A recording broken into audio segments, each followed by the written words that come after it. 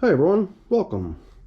These two bins that you see down here, they've got European nightcrawlers in them, and geez, I've got my phone right here, hold on a second. Hey, Siri, how many days have passed since July 3rd? It was 170 days ago. Yeah, okay, I was remembering correctly. I just didn't want to misstate the age of these systems. These systems were last fed 11 days ago, and that's pretty much on par with what we've been doing lately. I think the interval between feedings last time was like 10 days, and it was about 12 days prior. So an 11-day pause between feedings seems realistic. So I'm going to get them up on the bench and see how they're doing and give them some food. So let's get to work. The stuff I'm feeding them is a variety of, not that big a variety, I guess. There's some watermelon and some cucumber here. And we got a couple of days of coffee filters here, as well as a little supply of coffee. And I've even got my pulverized bird seed, which is starting to run pretty low, but I still got a little bit of that left as well. I'd like to kind of follow suit with what we started into last time, which was to try to increase the overall size of the system. So we threw in a good bit of my prepared bedding, which I've got more of right here, as well as leaves. And then at the end, we even sprinkled leaves out across the top of both bins to give it that nice natural appearance. It looks like the worms have been nibbling on this coffee filter. I can't remember if this coffee filter was placed in here new last time or if it was already partially being worked down. But you know, this will just go into the system as bedding, I believe, and we can give them a nice brand new coffee filter as a feeding zone indicator. So that coffee filter was really just showing us where we last fed, right down the middle. And the bubble wrap seems to be doing a really nice job keeping the moisture level in here pretty high. Just a little bit around the edges is dry, where the bubble wrap doesn't quite reach to the edge of the bin, but that's okay. Let's see, this is kind of interesting looking. If I'm not mistaken, this is a piece of corn cob. Yeah, that's what this is. And man, oh man, is this thing really worked down. There's hardly anything remaining of it. Very cool. It's very fibrous, somewhat tough. Takes a while for the worms to break this stuff down. So let's see. I'm trying to remember. I think the assortment of stuff they got last time was a number of yummy things like cantaloupe and apples maybe. Well, apples just sort of have a tendency to take a long time in the worm bins. So if we find leftovers of the apples, I'm not going to be too surprised about that. And we'll just, you know, continue to monitor the progress of those apples getting eaten. But I wouldn't want to force the worms to rely on apples. Because for whatever reason, the apples are somewhat resistant to the breakdown process, it seems. So I just want to make sure that they're supplied with some easy to eat foods, and those things that we're giving them today, that cucumber and the watermelon rinds, those should be fairly easy things for these little guys to eat. Here's more corn cob.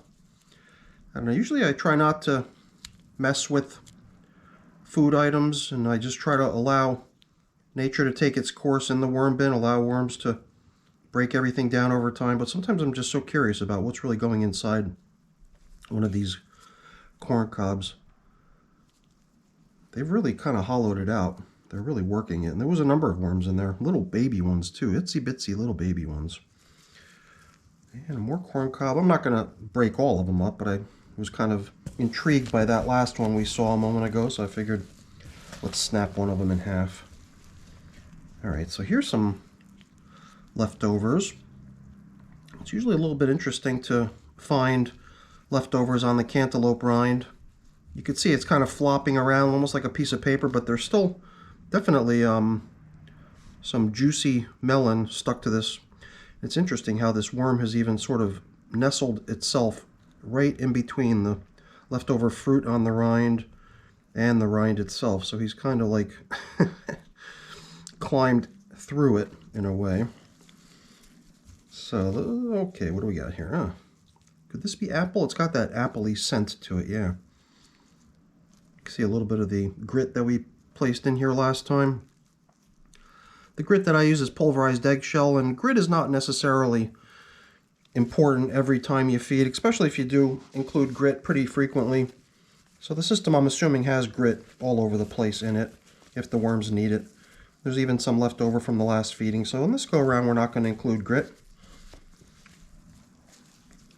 Let's see.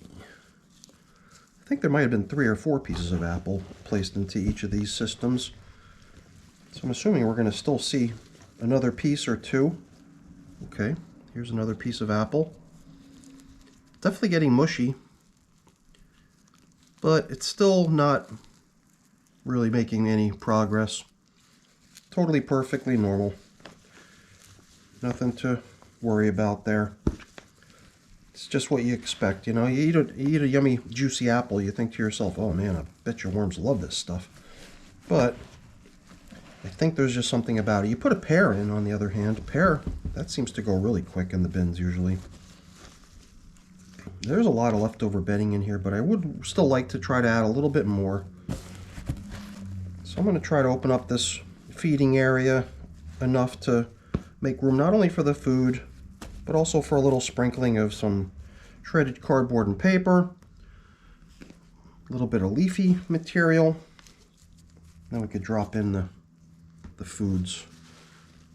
All right, so I don't think we have to go too overboard because there is quite a bit in here. So on top of this nice shredded paper, let's put in some of this coffee. This will give the coffee a little something to blend in with. And perhaps we can even mix that up a bit even more by putting some of this pulverized birdseed in here. That looks like the makings of a pretty good feeding. But we've also got a couple of these cucumbers that we're going to drop in here, as well as a nice piece of watermelon. Yeah, they should enjoy this feeding. It's not a lot. It looks like it should bring some moisture with it as well. Bring in these pieces of apple. Not really making a lot of progress, but in time it will. Nothing to worry about. And some of these other leftovers. And I like all this stuff over here, all this leafy material that we collected off the top of the bin. This is all nice and seasoned from sitting in the bin for the past 11 days. That should also go pretty nicely down in the feeding area. So, you know, why don't we leave it at that as far as the feeding area goes, and we can use some of our leaf collection just to scatter it across the top like we did last time. And then once again, those nice leaves will come in handy next time we're in here, and we'll be able to use them down in the feeding area next time. I'm surprised at how damp things are down here. There's a lot of castings piling up. I like to sort of blend things around a little bit. It is very rich in castings out there on the edge, so mixing in a little bit of paper, a little bit of leafy material over there, I think can't hurt. If worms are hanging out over there, then they could work on stuff over there as well. What do we got over here? More of the same. Good number of worms hanging out down here. I'll tell you, 170 days of age. System's doing quite nicely. But I'm really nowhere near ending, I think. I've been really striving to get my bins to get closer to 300 these days. 300 days, that is. And it does seem like, I guess as long as we don't run out of space, we could probably do that here too. So I might have to throttle back on building out their space, although maybe it would make sense to build out the space as quickly as possible, increase its overall volume, and then, you know, stick mostly to feedings and maintaining the overall volume of the space that they live in. Nice little groups of worms hanging out here and there, but, you know, nothing really earth-shattering as far as like a big worm party going on anywhere in here. Seems like they did a good job on the cantaloupe that they got last time. The apple really didn't go far. I think there might have been even a couple banana peels. I don't know why. Something about that rings a bell. And I didn't see any sign of that. So maybe there was a worm party around the banana peels if there was banana peel fed last time. I don't remember for sure. And then that's maybe what they spent their time on instead of the apple. All right. Very nice. You know what? We wanted to still sprinkle some stuff across the top, right? So let's not forget to bring in our little leaf collection. Just between the shredded paper down in the feeding area, and now a nice little coating of leaves out across the top. These are all going to contribute nicely to gradually building out the space that the worms have to explore and to hang out in. And some of the stuff went in a little bit dry. I mean, my shredded paper cardboard mix does have a little bit of moisture content to it. Although on this go around, it's not quite as damp as it usually is. And the leaves are dry too, obviously. But I felt a good bit of moisture down in there, so I'm not worried. I think we'll be good here. So let's get the other system out here and get them fed.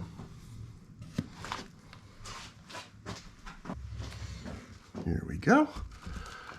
We should probably expect to see pretty much more of the same in here, I guess. You know, it's 2 bins with almost the same amount of worms used to launch them.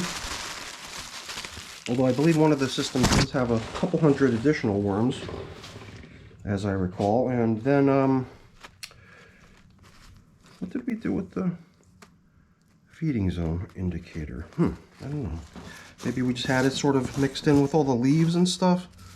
It must have just gotten blended in with the bedding when we fed earlier. So that was my intention. I just wasn't really paying very close attention to what I was doing there.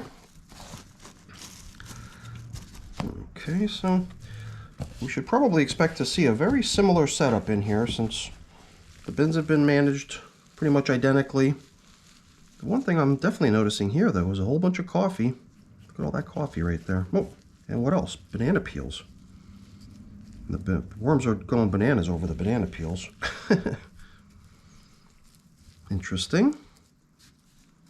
I did not see one single piece of banana peel in the other system. And I'm pretty sure they would have both gotten the same type of feeding last time, so I don't know. Let's see what else we see. Here's apple. Similar status and breakdown progress. I see worms on it, but I don't know if the worms just sort of ended up on it by accident or if they're actually taking an interest in it. Hard to say. Here's the stem of a banana peel. And here's some similar throwbacks to feedings from the past. Corn cobs take quite a while, so they'll just continue to show up. Man, this system does seem pretty busy. Even though we're finding leftovers, it does almost seem like we're encountering a little bit more of a worm party down here than we noticed in the other system. Yeah, look at all these worms coming out for the cantaloupe. Oh, and more apple. Not getting a lot of interest.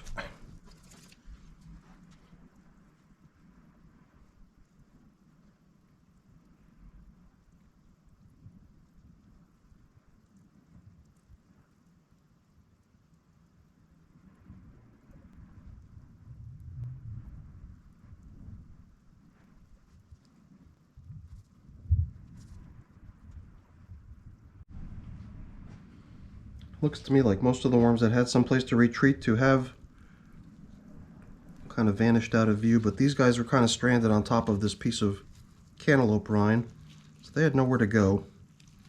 So they were sort of stuck out here on the bright lights. Probably didn't appreciate that too much, so I figured let's cut them a break and let's get their feeding area rebuilt, and we can let them get back to work. I guess we're going to follow suit with what we did in the other bin. Let's see, what did we do? We came in with some leafy material. I think we've got enough space to do this here. Let's bring in a little bit of this, not leafy material, some of this shredded paper cardboard. Start with that. And then I think we came in with a little bit of coffee, because we were able to blend those together nicely, and we even included a little bit of the pulverized bird seed there. Yeah, that looks pretty good right there. I think before we drop in the fresh foods, well, you know, let's proceed to putting the fresh foods in, and then we could add the leftovers. And let's see, what do we got here? Oh yeah. Did we see this piece earlier, or did we miss it? It looks like it's got sort of a folded over section. Yeah, look at all that uneaten food. I'm going to have to expose that to worm traffic. It just seems like stuff folded over onto itself somehow. Doesn't get quite the attention that it could. So I think it pays to make sure that the worms have access to the stuff you want them working on. Otherwise, they'll just sort of pass it by and look for things that are easier to get to, I guess. Oh yeah, banana peels. Interesting to see leftovers of the banana peels, or maybe we just didn't put any in the other system. We must have. I mean, I'm usually pretty good about divvying up the food pretty evenly to the systems. So now, I think we held off on sprinkling leaves in until the end, right? So we'll sprinkle the leaves in across the top. There's another piece of veggie matter. Let's give this outer edge a nice little tilling. Here too, I'm feeling a good bit of moisture. There's a lot of castings. It's times like this I just feel like there's a good opportunity to sort of, you know, drop in a little bit of stuff for the worms to work on, as long as they're going to be out there anyway enjoying the moisture. And I wouldn't want the stuff to sort of get clumped together and muddy and nasty either, so I like to mix in a little bit of this and that when I can. Alright, let's start. Oh, we got some leftover apple here too. Let's see if we can get that down into the feeding area. So I've kind of squished it. I'm sure that'll help a little bit as well. As the stuff does start to gradually decompose, it just seems like all that moisture content that it kicks off would be irresistible to the worms.